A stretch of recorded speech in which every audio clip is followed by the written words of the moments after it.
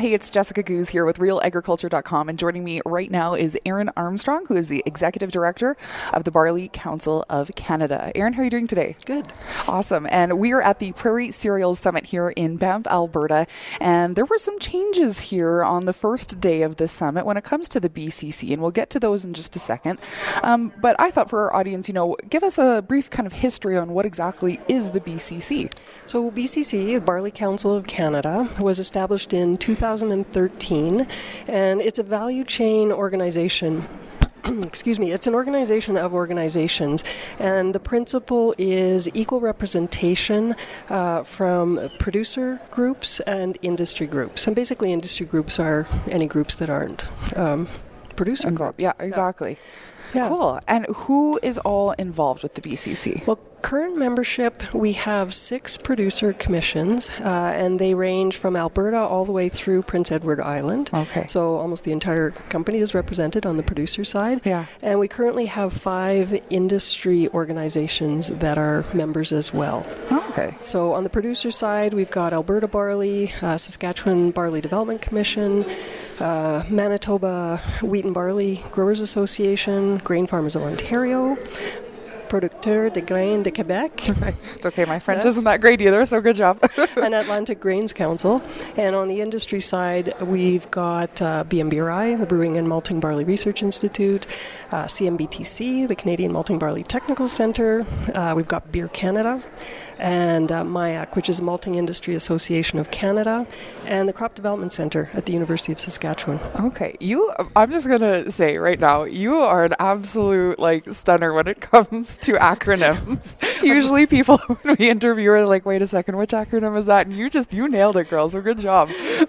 Well, I've lived and breathed this stuff for a lot of years. Exactly, so, yeah, exactly. Yeah. Now, speaking of a lot of years, in the past year and a half, you guys have gone through some changes. What exactly did you guys kind of focus on more? Yeah, so first I should say that I joined BCC as the executive director in July of this year. Okay. So I'm quite new, and a lot of what I'm going to share right now sort of preceded me coming on. Okay. So about, a year and a half or so, actually going back 2 or 3 years, the Prairie Commissions, Barley Commissions, developed what they called the Barley Action Plan. Okay. And then, that sort of set out a roadmap for moving forward. With the whole industry, and then subsequent to that, Alberta Barley and the Sask Barley Development Commission, I think with others as well, pulled together a barley industry roundtable, and that first met I think about a year and a half or so ago, and it was the entire value chain that was invited to participate, and over many years, things evolve, and so there's a wide range of organizations, and it was really a chance to step back and take a look at, okay, who's doing what needs to be done, who should be doing what, is there duplication that should be avoided, are there gaps that need to be filled, those sorts of discussions. And there was a working group that was struck as well that sort of dug into all that, and came back with recommendations. And with those recommendations, there were a number of other discussions that happened in different organizations. Within BCC, they did an internal strategic review and took a look at, sort of roles and responsibilities and how best to accomplish the things that BCC is set up to do. They also took a look at, okay, what are the focus areas that should be relevant for BCC right now? Excuse me. And the focus areas, the rationalized focus areas, came down to 4. So there's research and innovation, market development, market access, and communications. And through the industry discussions and then the internal strategic review, what was decided and agreed to is that in each of those areas, BCC will work more closely, is working closely now. So backing up again. Yeah. So I came on in July, and I was hired to implement the changes that they agreed to. Yeah. And so those include working closely with BMBRI on research and innovation issues.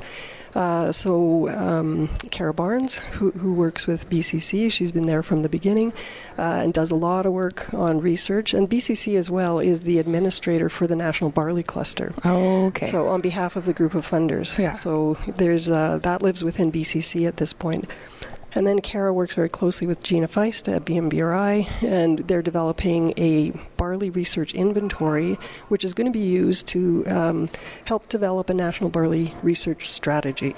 Awesome. So that's in progress, and we're working closely with BMBRI on that.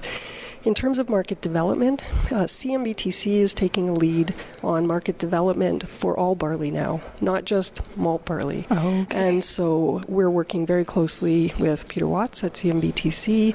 He and I are talking basically weekly about, we've been charged with developing a more comprehensive market development strategy for barley. Okay.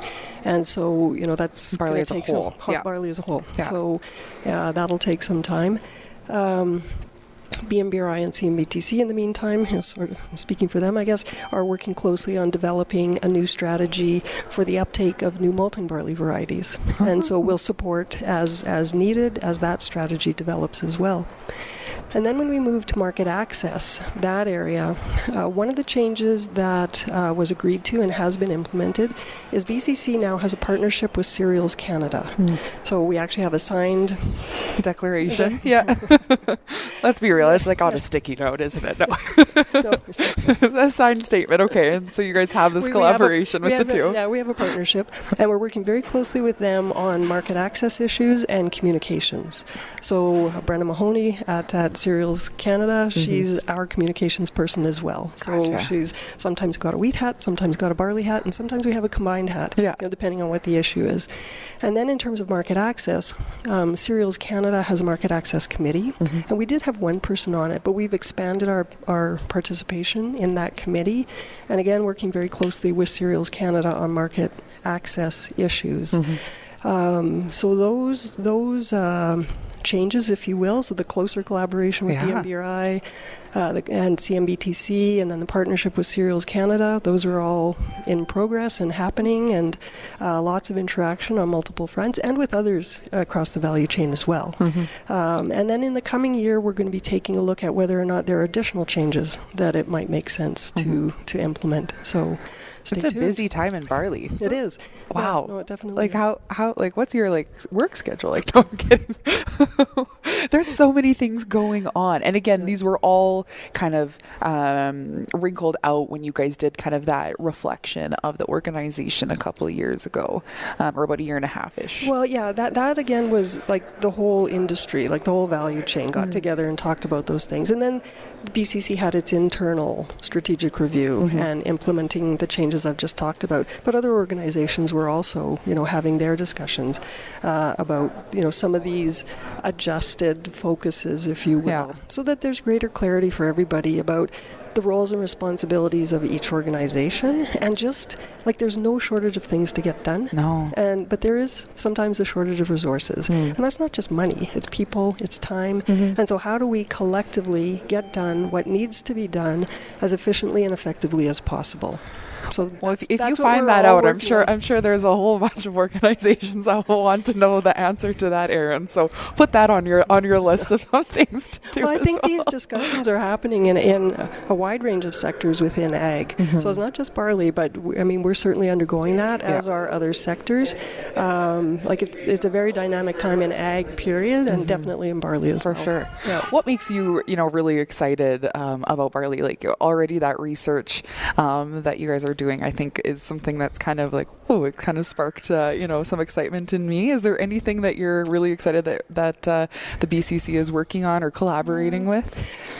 I think at a high level, all of the change, that's why I came on, is to help implement the change. And, just how do we do things differently and work more closely with everybody. That's the way we're all going to move forward, is just, that increased communication among the organizations and individuals, so that we're all rowing in the same direction and, sort of for the good of Canadian barley. Yeah. Really. For sure. So.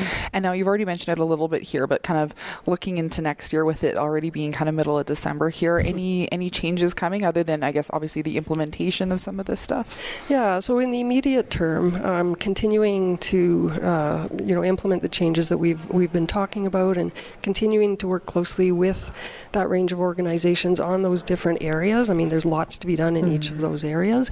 And then, sort of next year, taking a look at, once that's really sort of settled in, what else might make sense. And so it's too early to say, what that might be. This, yeah, for sure. But, a year from now, there might be other things to talk about. For sure. Well, I am certain that we're going to check in with you way earlier than a year from now, but I will mark it on my calendar next December. We're definitely doing an interview because I'm excited to see all the changes with the barley industry as a whole. Thank you so much, Erin, for your time. I really appreciate it. Thank you.